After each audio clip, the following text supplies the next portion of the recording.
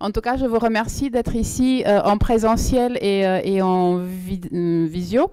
Je pense que c'est vraiment un moment très important pour nous qui travaillons depuis plus d'un an et demi maintenant pour ce projet Allergenship Challenge qui a été, qui est toujours et qui sera quelque chose de très important, vraiment un pas très important en allergologie et dans la collaboration avec de nouveaux corps de métier, j'ai envie de dire, et de nouvelles personnes. C'était vraiment une très très belle expérience. Je remercie le Health Data Hub qui a été, qui continue à être un partenaire absolument exceptionnel. D'ailleurs, il suffit de regarder autour pour voir à quel point on est bien accueilli. Donc, je vais juste dire quelques mots parce que les vraies interventions vont être après sur la genèse de ce projet. Donc, on l'a intitulé Allergenship Challenge parce qu'en fait, en allergologie, donc en biologie de l'allergologie et avec les cliniciens allergologues, nous avons des méthodes d'exploration qui font appel à des puces ou des multiplexes ou des microarrays, comme on dit en franglais, avec des centaines d'allergènes. Et évidemment, il faut quand même savoir, et il faut se pencher un peu sur la signification de ces centaines de données qu'on génère pour chaque patient. Et c'était un challenge puisque c'était le format imposé, mais aussi parce que c'était un défi que nous avons pris. Alors, comment ça s'est passé? Eh bien, en fait, il y a à peu près un an et demi, en mai 2021, le Health Data Hub a lancé le second appel à projet d'intelligence artificielle appliquée à la santé. Et nous avons pu nous rendre compte à ce moment-là, avec la Société française d'allergologie dont beaucoup d'entre nous font partie, que en fait cet appel à projet était vraiment, comme on dit en anglais, tailored. Il était vraiment fait, c'était du sur-mesure pour nous en allergologie, puisqu'on avait vraiment ce besoin non rempli de comprendre ce qu'on générait comme données pour nos patients.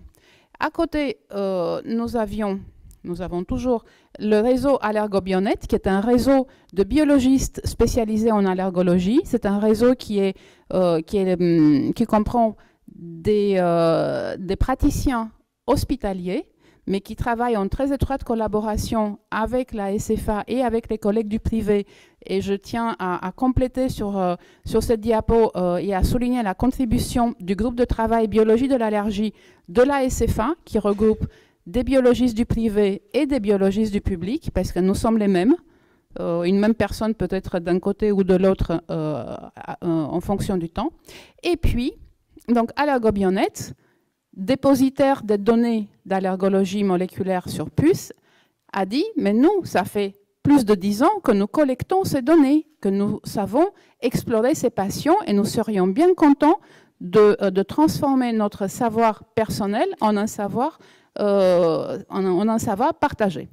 Et puis, l'IDESP, donc, qui est l'acronyme de l'Institut d'Esbrest d'épidémiologie et de santé publique, qui est représenté aujourd'hui par Isabella Anessima-Ezano, professeure Isabella Anessima-Ezano, ici présente, a dit, mais nous pouvons vous aider. Et donc, à partir de là, on a commencé à préparer notre projet. Donc, notre projet avait pour principe, donc vous l'avez compris, on a une complexité de molécules qui s'appellent donc les allergènes, qui vont donner des allergies. Et en général, ce qu'on fait, on dit « Ah, mais je suis allergique au latex ». Donc, on va tester une chose, on va tester un extrait, on appelle ça un extrait de latex. Mais en fait, dans cet extrait de latex, on a tout plein de molécules qui ont des propriétés différentes. Et quand vous regardez uniquement l'extrait, vous ne savez pas à quoi votre patient réagit. Et pourtant, il est très important de savoir quelles sont les molécules auxquelles le patient réagit, pour la simple et bonne raison que nous n'avons pas les mêmes symptômes, pas la même sévérité, pas les mêmes symptômes.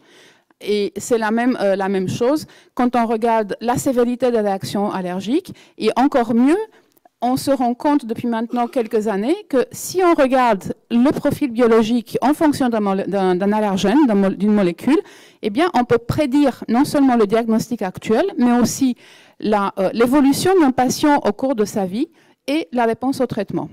Et donc, pour toutes ces raisons, ce qu'on a fait, c'est qu'on a eu vraiment une synergie entre la Société française d'allergologie, Allergobionet et l'Institut d'Esbrest. Donc, je tiens à mettre à l'honneur aujourd'hui les différents intervenants. Certains n'ont pas pu être là aujourd'hui. Alain Didier, le professeur Alain Didier de Toulouse, qui était président de la Société française d'allergologie en mai 2021.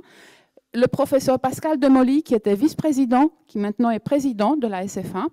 Moi aussi, j'étais là à l'époque, donc on a quand même bien fait un beau travail scientifique. Je tiens à remercier aussi le professeur Annick Barbeau de Paris, qui était passe-présidente du comité scientifique de la SFA et qui nous a alerté sur l'existence de cet appel à projet. Et puis pour Allergobionet, le docteur Céline Beauvillain,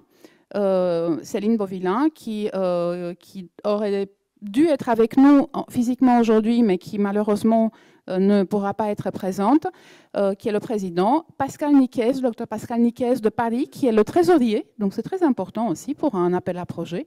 Et pour l'IDESP, donc je citerai seulement Isabella Anessima Esano, qui est présente aujourd'hui, et Nicolas Molinari, qui ne sera pas présent aujourd'hui, mais qui a été d'une grande aide.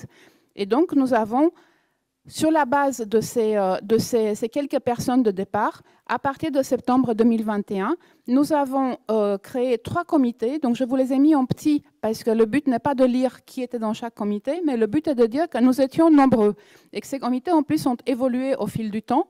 Et donc, en fait, on a été nombreux à travailler dessus. Et en dehors des comités qui étaient, on va dire, d'organisation, comité scientifique, l'équipe projet.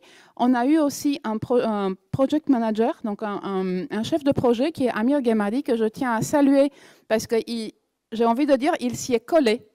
Et donc il s'y est collé avec beaucoup d'applications, avec beaucoup de bonne volonté et il a vraiment aidé à la réalisation de ce projet. On a aussi Trusty, donc Trusty qui est représenté par son CEO Naama Bak, qui va prendre la parole tout à l'heure, et par Mohamed Ben Sedik, donc qui nous ont ouvert, j'ai envie de dire, le cerveau. Et puis donc le maître Christophe Landa, qui nous a aidés pour les parties réglementaires, et d'autres personnes de l'IDESP, et évidemment d'autres personnes de la SFA. Et je tiens aussi à remercier pour l'argent qui nous a été accordé pour ce projet, la Banque publique d'investissement, qui a donc permis la réalisation de tout ce qu'on a fait et que vous allez un peu voir au fur et à mesure des présentations d'aujourd'hui. Donc un grand merci et je vais laisser la parole à ceux qui vont vous parler un peu plus de ce projet en lui-même, avec ces différents aspects qui se sont succédés, et avec surtout les perspectives qui vont aussi être abordées au cours des présentations ultérieures.